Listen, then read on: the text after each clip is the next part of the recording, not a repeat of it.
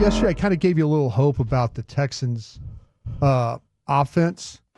Well, I'm about to be the wet blanket guy in this Texans defense. Oh, go ahead. Wet blanket it up. Yeah. You know you love to do that. They're going to present a lot of problems for you. And where they present problems by the way, I think, maybe you guys will correct me here real quickly, I'm sure. I think it's the best defense they're going to play right now. Houston's. Yeah. I think it's the best one. And I'm saying that from the reason of there's a lot of things that they do that will give Dallas absolute fits. You think D'Amico Ryan's coach of the year?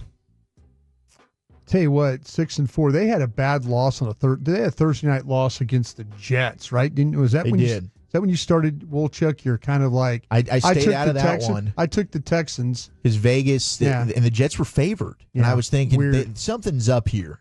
So I stayed out of that one. That was the first one that I did not pick. Yeah, Houston's given up a lot of touchdowns, haven't they? Yeah, but this is where this is the problem, because when you're playing the Cowboys, teams can take advantage of what you're talking about, but this team can't, because what'll happen is this Houston Texans defense they like to move their front.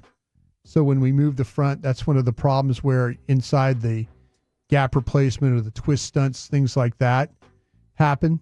They've got two natural pass rushers in Will Anderson and then with Hunter, and they both flip-flop sides. So they're going to hunt a matchup for you, especially Danielle Hunter. He's going to hunt a matchup. I mean, he's generated, I saw this from Brandon Laurie, 62 pressures this season, which would be the most through the first 10 weeks of a season in the past 7 seasons. Oh, so the amount of pressures that Danielle Hunter has racked up to this point is just through the roof. And when you talk about the best defense, I mean, just looking at defensive DVOA, they are second in the league. Yeah. Minnesota's 1 and Houston's 2. Yeah. So you're right there. Yeah, this is one of those teams when only when you're watching the tape, you're kind of like going, gosh, dang, because of the movement, the players.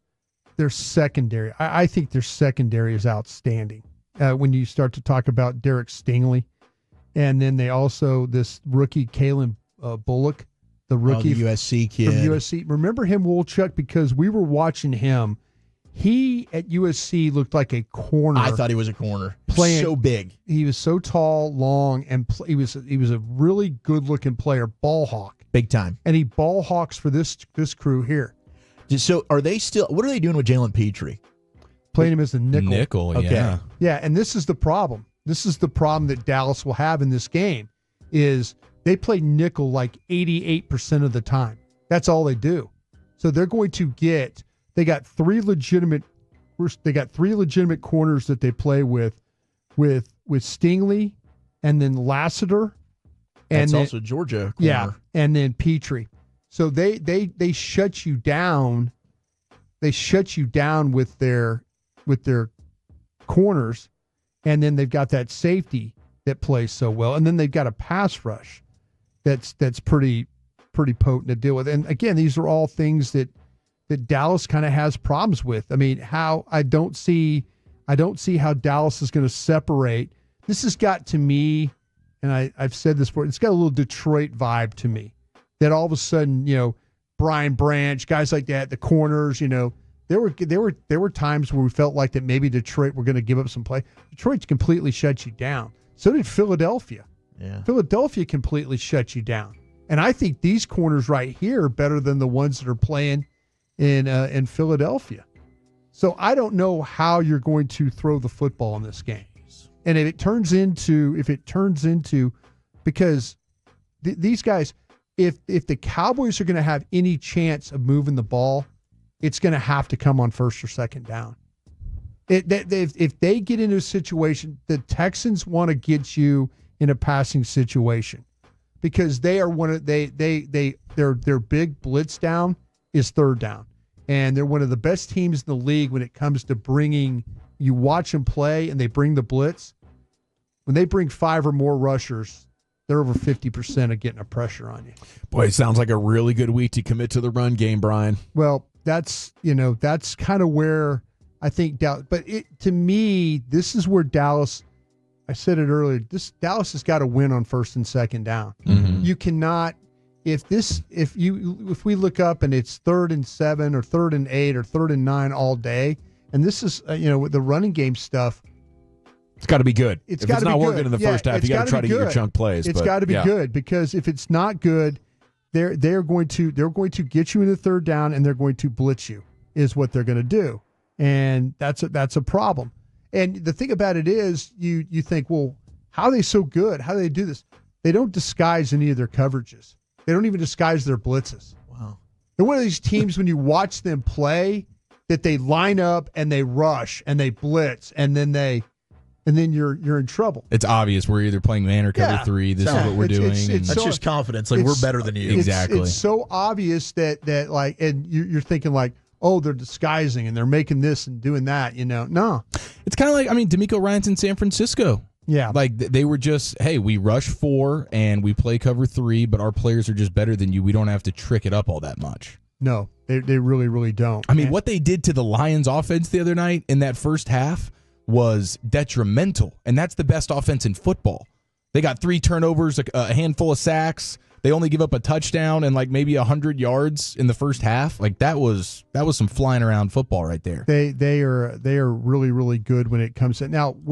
What's interesting about this team, and this is where Dallas has got to.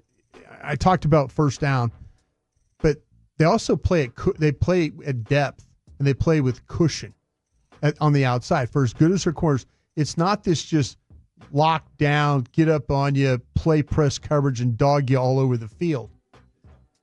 Sorry, it's not more cushion for the pushing. Not more cushion for the pushing. But they do play for some depth. And because I'm like, man, these guys are playing off, and they're one of the top teams in the league when it comes to giving you cushion on the outside for routes. Now, when they do that though, they're driving on balls. They're like they want you to throw. They want you to throw underneath, and then they're going to drive on it. Is because they got the linebackers and they've got the skill guys to be able to handle that. But they're also gambling on it that hey, we're going to get rushers home, and if we get you in a long yardage situation, we're going to blitz you, and we're going to be able to sack you that way. And I think it's going to be really, really difficult for Dallas. If they don't, it's not about winning off the line, because they'll let you win off the line. But once those corners engage with the receivers, can you find a way to maintain that separation? A lot of teams haven't been able to do that. So this is the problem for the Cowboys today. Is that they're going to probably have a really good game plan defensively to handle Houston's offense.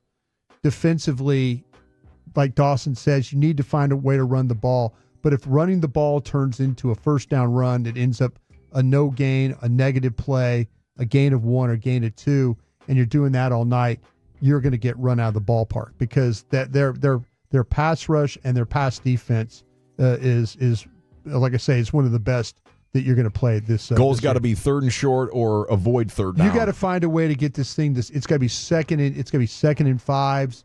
How do you like the run defense? The run defense, I think, to me, where people have had success against them is on a little bit on the outsides. Teams have tried to kind of run the ball, and that's been somewhat of where teams have had some success. Ooh. But let's see if Dallas can do that. All of Dallas's runs come from the inside. It's back to the old outside run talking point. Yeah.